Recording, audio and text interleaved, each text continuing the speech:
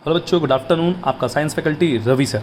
आज की टॉपिक है लेबोरेटरी प्रिपरेशन ऑफ मीथेन और इथेन। लास्ट क्लास में हमने पढ़ा था कैटालिटिक ऑक्सीडेशन। यहाँ पर हम लोग पढ़ेंगे अल्केन का लेबोरेटरी प्रिपरेशन। नाम है प्रोसेस का सोडा लाइम प्रोसेस। सोडा मतलब होता है NaOH और लाइम मतलब होता है कैल्शियम ऑक्साइड।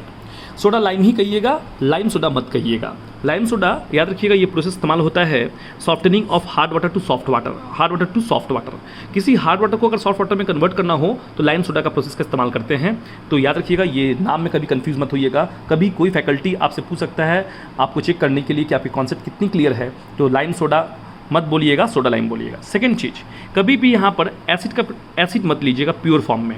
कभी भी आप फॉर्मिक एसिड, इथेनोइक एसिड या प्रोपानोइक एसिड नहीं ले सकते। इस रिएक्शन में जो आप लीजिएगा वो सॉल्ट लीजिएगा। इन सब की क्या लीजिएगा? सॉल्ट ऑफ एसिड्स लीजिएगा।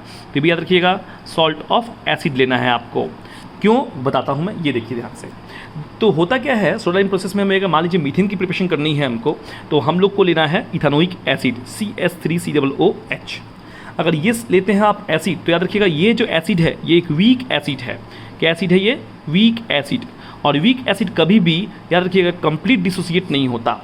वीक एसिड कभी भी कंप्लीट डिसोसिएट नहीं होता, वो हमेशा CH3COO- और H+ इस फॉर्म में वो डिसोसिएट होता है, पर वो रिएक्शन बैक भी हो जाता है। अगर ये ऐसे टूटा है ना, तो ये फिर रिवर्सिबल बैक, मतलब ये रिवर्स भी जा सकता है। इसीलिए कभी भी हम लोग प्योर फॉर्म में एसिड को नहीं लेते, हमेशा हम लोग एसिड के सॉल्ट फॉर्म को लेते हैं। एसिड के सॉल्ट फॉर्म को लीजिएगा CH3COO और Na, ये है सॉल्ट ऑफ एसिटिक एसिड। इसे मालूम है ना, एसिटिक एसिड इसे कॉमन नेम है, इसकी IPC नेम इथेनोइक एसिड है। तो हमेशा सॉल्ट ऑफ इथेनोइक एसिड लीजिए या सॉल्ट ऑफ एसिटिक एसिड लीजिए। सॉल्ट ऑफ जब एसिटिक एसिड लीजिएगा तो होता क्या है, ये कंप्लीट डिसोसिएट करता है। मतलब कंप्लीट डिसोसिएट मतलब ये CH3COO- और Na+ में टूटता है। ये फिर रिएक्शन रिवर्स बैक नहीं होता। जिससे क्या होगा कि जब आप मीथेन का प्रिपरेशन कीजिएगा, तब मीथेन का जब प्रिपरेशन कीजिएगा तो CH3COO Na लिखिएगा और प्लस यहाँ पर आप इस्तेमाल कीजिएगा सोडा का, NaOH का, और इसमें आप दीजिएगा कैल्शियम ऑक्साइड और कुछ हीट कीजिएगा। जब आप ये प्रोसेस कीजिएगा तो ये प्रोसेस जनरली देखिए, आप देख सकते हैं ये बेसिक मीडियम में हो रहा है।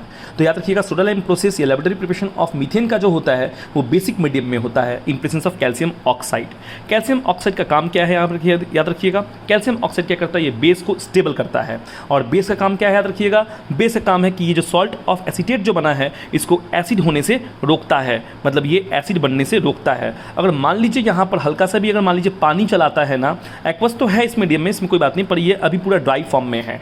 ये पूरा एक ड्राई फॉर्म में है और इसको हीट करते हैं एक टेस्ट ट्यूब में हम लोग, ठीक ना। यहाँ पर हल्का सा भी अगर पानी चलाता है ना, तो ये एसीटेट क्या करेगा ना, H+ को लेगा और एसिड में कन्वर्ट हो जाएगा। और जब एसिड में कन्वर्ट हो जाएगा तो फिर मीथेन का कंप्लीट फॉर्मेशन नहीं हो पाएगा। तो ये चीज़ याद रखिएगा। तो हम लोगों ने क्या लिया, हमने सॉल्ट ऑफ एसिड लिया है, और सॉल्ट ऑफ एसिड लीजिएगा तो ये कंप्लीट डिसोसिएट होगा, और कंप्लीट डिसोसिएट होगा तभी मीथेन का फॉर्मेशन पॉसिबल है। मैं दिखाता हूँ इसको कैसे लिखोगे आप। CH3COO और ये O- और ये Na ऐसे टूट जाता है। मैं इसको आपको सिंपल फॉर्म में दिखाता हूँ, मैकेनिज्म पूरा तोड़ के नहीं दिखाऊंगा। स्टैंडर्ड 11 फॉर्म में, क्लास 11 में इस्तेमाल जो किया जाता है वो भी आप बोलोगे तो मैं दिखा सकता हूँ। अगर आपको अच्छा लगे तो बताना, मैं दिखाऊंगा आप लोगों को, पर मैं अभी आप लोगों को एक नॉर्मल तरीके से दिखाता हूँ जिससे 10 क्लास के बच्चों को सुविधा हो समझने में। तो ये मैंने Na लिया, जो Na+ में है, ये माइनस मैंने तोड़ दिया। NaOH जो है आपका वो NaO- और H+ ऐसे रखा हूँ। याद रखिएगा, जब आप हीट दीजिएगा ना तो यहाँ से ये CO2 गैस बन के निकल जाएगा। याद रखिएगा प्रोडक्ट में, तो ये बन गया आपका CO2। और यहाँ पे आपको दिख रहा होगा, यहाँ से बन जाएगा ये प्लस माइनस एब्जॉर्ब करेगा, और ये क्या बन जाएगा हमारा, बताइए, Na2O। तो ये बन गया हमारा Na2O, बन गया सोडियम ऑक्साइड, और ये बन गया कार्बन डाइऑक्साइड बन गया। और इधर से CH3 और ये H मिलके क्या बन जाते हैं, मीथेन बन जाते हैं। तो ये आपका प्रोडक्ट बन गया मीथेन।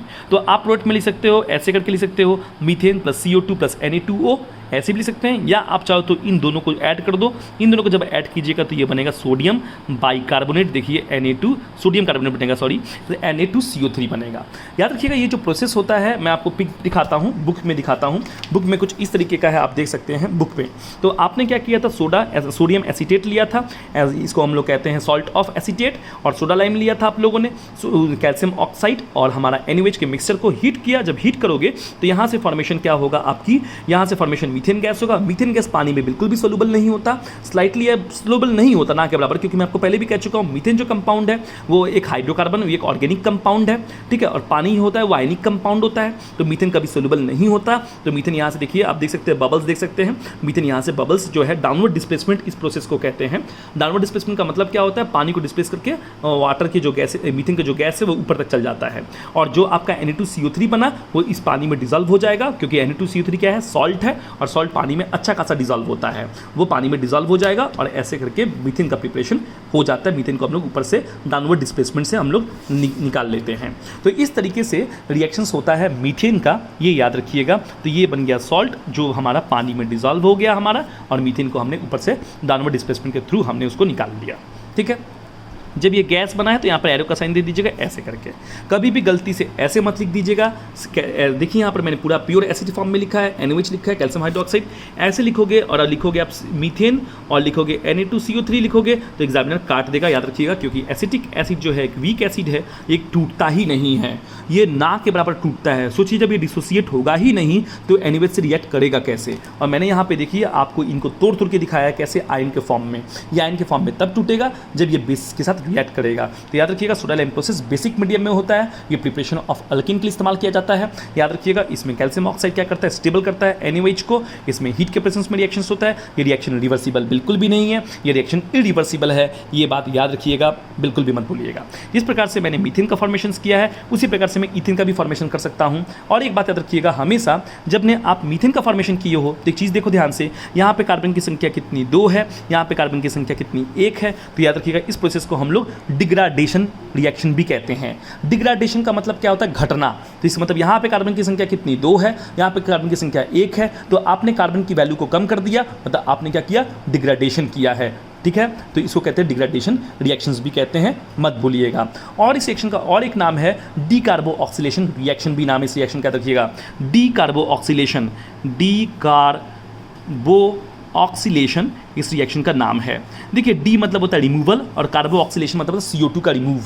देखिए अल्टीमेट आपने इस रिएक्शन से क्या किया, CO2 का रिमूव किया है, यहाँ से CO2 को हटाया है, और यहाँ से Na तो यहाँ पे मिल ही गया है इनके साथ, और यहाँ पर CH3 और ये जो S था इससे मिलकर ये बन गया हमारा मीथेन। इसे हम लोग डी कार्बो ऑक्सीलेशन रिएक्शंस भी कहते हैं। अब मैं आपको दिखाता हूँ ईथेन का प्रिपरेशन। ईथेन के लिए आपको 3 कार्बन लेना पड़ेगा, क्योंकि आपको बनाना है कितने हैं, 2 कार्बन। हमको तो मालूम है ईथेन मतलब क्या होता है, CH3 और CH3, पर आपको यहाँ पे लेने पड़ेंगे 3 कार्बन, मतलब आपको लेना पड़ेगा आपको क्या लेना पड़ेगा बताइए, ये इसका नाम क्या बताइए मेरे को, propane oic acid, propanoic acid है ये। तो प्रोपानोइक एसिड लिया, आपको 2 कार्बन बनाना था तो आपने 3 कार्बन लिया, ये बात बिल्कुल मत भूलिएगा।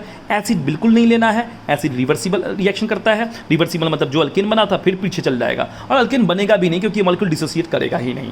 तो यहाँ पे आपको सॉल्ट ऑफ प्रोपेन लेना पड़ेगा, इसे हम लोग क्या कहेंगे, सॉल्ट ऑफ प्रोपेन कहेंगे। और यहाँ पर आपको देना पड़ेगा NaOH, बेसिक मीडियम में रिएक्शन करना पड़ेगा, कैल्शियम ऑक्साइड दीजिएगा और हल्का सा हीट कीजिएगा। तो फिर से बता रहा हूँ बच्चा, यहाँ से CO2 बन के निकल जाएगा। तो देखिए आपका CO2 बन के निकल गया यहाँ से, और ये Na था और ये NaNO2 बन गया यहाँ से, तो ये आपका बन जाएगा Na2O बन जाएगा। ये दोनों आपस में मिल जाएंगे और ये बन जाएंगे सोडियम कार्बोनेट बन जाएंगे, जो पानी में सल्यूबल हो जाएगा, और ईथेन गैस बन के आप इसको आराम से ले सकते हैं, आप इसको ट्रैप कर लीजिएगा।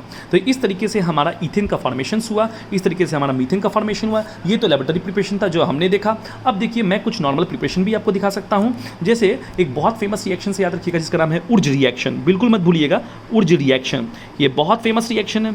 ये उर्ज रिएक्शन जो इस्तेमाल करते हैं मीथेन का प्रिपरेशन करने के लिए इस्तेमाल करते हैं। पर एक बात देखिएगा, उर्ज रिएक्शन में जो मीथेन जो आप फॉर्मेशन कीजिएगा, कभी भी मीथेन का फॉर्मेशन नहीं होता, याद रखिएगा। मीथेन का प्रिपरेशन कभी भी नहीं होता उर्ज रिएक्शन में, याद रखिएगा, क्योंकि यहाँ पर हमेशा उर्ज में इवन नंबर कार्बन पैदा होते हैं। इवन मतलब आप ईथेन बना सकते हैं, आप ब्यूटेन बना सकते हैं, आप हेक्सेन बना सकते हैं, ये ज़्यादा स्टेबल होते हैं। आप ऑड नंबर कार्बन्स का फॉर्मेशन यहाँ पे नहीं कर सकते। देखिए एग्जाम्पल के तौर पर अगर मान लीजिए मैं आपको CH3Cl दिया, इसको हम लोग क्या कहते हैं, अल्काइल हैलाइड कहते हैं। अल्काइल हैलाइड को अगर आप सोडियम लीजिएगा, सोडियम के प्रेजेंस में ड्राई ईथर दीजिएगा, याद रखिएगा ड्राई ईथर यहाँ पर सॉल्वेंट का काम करता है। सॉल्वेंट है, ये सॉल्वेंट है, सोडियम और NaCl। यहाँ से आप कुछ मत कीजिएगा, सिर्फ आप NaCl लिख दीजिएगा और कुछ नहीं करना है आपको। आप यहाँ से NaCl काट के निकाल दीजिए। देखिए ध्यान से NaCl काट के निकाल दीजिए और ये CH3 है, ये CH3 को डबल कर दीजिएगा, बस और कुछ नहीं करना है। अब ये डबल क्यों किया? क्योंकि यहाँ पर याद रखिएगा 2 मोल्स इस्तेमाल होता है अल्काइल हैलाइड का। तो यहाँ पर आपने 2 मोल्स मतलब इसको शॉर्ट फॉर्म में ऐसे लिखिए CH3Cl, और यहाँ पर Na है तो ये Na लिखिए, और यहाँ पर Cl और CH3 इसको आप ऐसे भी लिख सकते हो, देखो इस तरीके से लिख सकते हो। यहाँ पर सोडियम भी 2 मोल ले लीजिए, 2 मोल ले लिया। अब यहाँ से NaCl काट दीजिए और ये CH3 और ये CH3, दोनों CH3 को आपस में जोड़ दीजिए, देखिए हमारा ईथेन बन जाएगा। तो इस तरीके से ईथेन का फॉर्मेशन होगा। मीथेन का फॉर्मेशन कभी नहीं होता, याद रखिएगा ऊर्ज रिएक्शन में। ये ऊर्ज रिएक्शन का एक इंपॉर्टेंट पॉइंट है। और याद रखिएगा ऊर्ज रिएक्शन हमेशा याद रखिएगा मेटल के प्रेजेंस में होता है। आप चाहो तो यहाँ पे सोडियम भी दे सकते हो, आप चाहो तो यहाँ पे लिथियम भी दे सकते हो, पर मैग्नीशियम मत दे देना, याद रखना, ठीक है। मतलब ग्रुप 1 जो अल्काली मेटल्स जो है आप वही दे सकते हो, लिथियम सोडियम पोटेशियम दे सकते हो, याद रखना। और यहाँ पे ड्राई ईथर आपको देना पड़ेगा, ये कंपलसरी है क्योंकि ड्राई ईथर सॉल्वेंट का काम करता है, ठीक है। ये प्रोसेस हुआ हमारा मीथेन का फॉर्मेशन। आप चाहो तो ऐसे कर सकते हो। तो ये एक प्रोसेस है बेटा अल्केन का फॉर्मेशन होने का। और एक प्रोसेस है मैं दिखाता हूँ आपको, वो है अल्युमिनियम कार्बाइड्स का। आप कार्बाइड से भी रिएक्शन करवा सकते हो। अल्युमिनियम कार्बाइड मतलब होता है Al4C3 होता है। जब आप अल्युमिनियम कार्बाइड्स लीजिएगा, अल्युमिनियम कार्बाइड्स को आप क्या कीजिएगा, हाइड्रोलाइसिस कीजिएगा H2O में। सिंपल फॉर्म में दिखाऊंगा, बात समझिएगा। अल्युमिनियम कार्बाइड्स है, इसको तोड़ दीजिए बच्चा, इसको ऐसे तोड़िए, ये Al3 तोड़िए, ये Al3, इसकी वैलेंसी को इधर डालिए, ये +3 हो जाएगा और ये कार्बन क्या होगा, -4 हो जाएगा। याद रखिएगा -4 है। आपको मालूम है मीथेन का प्रिपरेशन सीख रहे हो, और पानी कैसे टूटता है आपको मालूम है, H+ और OH- में टूटता है। बताइए इसके सर पे कितने +3 हैं, 3 +3 है। ये न्यूट्रलाइज कैसे होगा, जब इसके पास -3 आएगा। तो ये कितना लेगा मालूम है आप, यहाँ पे ये जो OH है, ये जो OH है, ये OH कितने होने चाहिए, 3 OH होने चाहिए। 3 माइनस होंगे, ये 3 प्लस होंगे, तो रिएक्ट करेगा आपस में और ये बन जाएगा Al, और ये OH कितना 3 हो जाएगा। तो अल्युमिनियम हाइड्रोक्साइड। यहाँ पर कार्बन कितना आपका देखिए -4 है, तो कितना +4 लेगा बताइए, +4 लेगा, +4 हाइड्रोजन लेगा, तो ये क्या हो जाएगा, मीथेन फॉर्मेशन हो जाएगा। तो ये CH4 फॉर्मेशन हो जाएगा, ठीक। जब ये हाइड्रोजन की संख्या कितनी 4 होगी, तो एक काम कीजिए, एक ट्रिक देता हूँ, बताता हूँ। 4 3 कितना होता है, 12 होता है। आप यहाँ पर 12 लिख दीजिए। हाइड्रोजन कितने आपके अभी 24 हो चुके हैं, देखिए ध्यान से, हाइड्रोजन आपके यहाँ पर 24 हो चुके हैं। अल्युमिनियम कितने यहाँ पे 4 थे, इसको बैलेंसिंग करना अगर आप चाहते हो तो अल्युमिनियम 4 तो यहाँ पर भी 4 लिख दो। अब देखो आपकी चीज़ें बैलेंस हो चुकी होगी, आशा करता हूँ मैं। देखिए यहाँ पर कार्बन की संख्या देखिए 3 है ना, तो यहाँ पर भी 3 लिख दीजिए। अब ये रिएक्शन भी बैलेंस्ड हो चुका है और कहानी भी आपको समझ में आ चुका है कि किस तरीके से हम चीज़ों को लाएंगे। तो इस तरीके से हम रिएक्शंस को करेंगे। और एक प्रोसेस बचा हुआ है मीथेन का फॉर्मेशंस। आप चाहो तो अल्काइल हैलाइड लीजिए, जो मैंने पीछे लिया था अभी, तो ये मैंने लिया था अल्काइल हैलाइड। CH3Cl लीजिए या CH3Br लीजिए। फ्लोरीन और आयोडीन मत लीजिएगा, मैं पहले भी कह चुका हूँ, क्योंकि वो काफ़ी स्लो स्टेप रिएक्शंस होते हैं, ठीक है। फ्लोरीन लीजिएगा तो एक्सप्लोसिव होगा, आयोडीन लीजिएगा तो एंडोथर्मिक रिएक्शंस होगा, काफ़ी वेरी स्लो रिएक्शंस होगा। तो एक काम करते हैं हम, यहाँ पर क्या करते हैं, एसिड डालेंगे, HCl एसिड डालेंगे। कैसे एसिड, डाइल्यूट डालेंगे, याद रखिएगा, कंसनट्रेटेड नहीं डालेंगे हम लोग। और इसमें हम लोग डालेंगे, याद रखिएगा, जिंक पाउडर डालेंगे। जिंक पाउडर जो होता है डस्ट फॉर्म में रहता है, याद रखिएगा। जिंक पाउडर जब HCl से रिएक्ट करता है तो याद रखिएगा नेसेंट हाइड्रोजन पैदा करता है। नेसेंट हाइड्रोजन का मतलब क्या होता है, याद रखिएगा, मैं पहले भी बता चुका हूं। नेसेंट ऑक्सीजन मतलब होता है सिंगल ऑक्सीजन, और नेसेंट हाइड्रोजन मतलब होता है सिंगल हाइड्रोजन। इसे हम लोग नेसेंट कहते हैं। तब ये नेसेंट हाइड्रोजन पैदा करता है बच्चा, याद रखिएगा, ऐसे करके। और यहाँ पे 2 मोल्स पैदा करता है, तो 2 मोल्स ऑफ नेसेंट हाइड्रोजन रहता है। आप 2 मोल्स नहीं, आप एक ही लिखिएगा, पर असल में बैलेंस करने के लिए मैंने 2 लिखा है। तो होता क्या है, यहाँ से H और Cl रिएक्ट कर जाएगा और क्या बन जाएगा, ये HCl बन जाएगा, और ये CH3 यहाँ से एक H लेगा और ये बन जाएगा CH4 बन जाएगा। ठीक उसी प्रकार से यहाँ पर भी आप लीजिए, डाइल्यूट HCl लीजिएगा आप लोग, और यहाँ पे जिंक पाउडर लीजिएगा, जिंक का डस्ट लीजिएगा। जिंक डस्ट जो है बेटा, जब वो रिएक्ट करता है HCl के साथ तो नेसेंट हाइड्रोजन गैस पैदा करता है, याद रखिएगा। ये नेसेंट हाइड्रोजन जो गैस है हमारा, इसको ब्रैकेट में लिखते हैं, नेसेंट हाइड्रोजन गैस है। फिर से यहाँ से एक HBr चल जाएगा, यहाँ से HBr चला गया और यहाँ से आपका मीथेन का फॉर्मेशन हो जाएगा। तो कुल मिला के ये 3 प्रोसेस था बेटा। ये लैब प्रिपरेशन नहीं था, ये नॉर्मल मेथड था प्रिपरेशन। तो याद रखिएगा, एक हमने क्या देखा था, HCl के साथ देखा और जिंक के साथ देखा, अल्काइल हैलाइड का, इन सब के साथ रिएक्शन करने से मीथेन फॉर्मेशन होता है। एक कार्बाइड्स का देखा, अल्युमिनियम कार्बाइड्स का रिएक्शन अगर पानी से करेंगे तो फॉर्मेशन होगा अल्केन्स का। और हमने यहाँ पर एक प्रोसेस देखा था जिसका नाम है ऊर्ज रिएक्शन। ये ऊर्ज रिएक्शन को वर्ज रिएक्शंस भी कहते हैं, जहाँ पे याद रखते हैं पॉइंट शुड बी नोटेड ये था कि मीथेन फॉर्मेशन होगा नहीं। यहाँ पे आप अल्काली ग्रुप्स के मेटल्स ले सकते हो, लिथियम सोडियम पोटेशियम भी ले सकते हो, और ड्राई ईथर के प्रेजेंस में होगा। और यह हमेशा इवन नंबर ऑफ अल्केन्स का फॉर्मेशन करता है। और हमने यहाँ पे लैबोरेटरी प्रिपरेशन सीखा। होप सो आप लोगों को अच्छा लगा होगा। बच्चा अगर अच्छा लगा होगा तो प्लीज़ बने रहिए और अच्छे से पढ़ाई कीजिए और अपने भविष्य को बहुत उज्जवल कीजिए। और मेंस नीट की तैयारी कीजिए, एडवांस नॉलेज लीजिए, और क्योंकि आने वाला समय जो है वो भी एडवांस ही होगा। तो आप लोग के लिए होप सो ये वीडियो बहुत हेल्पफुल करेगा। तब तक के लिए बने रहें मेरे साथ, आपका साइंस फैकल्टी रवि सर।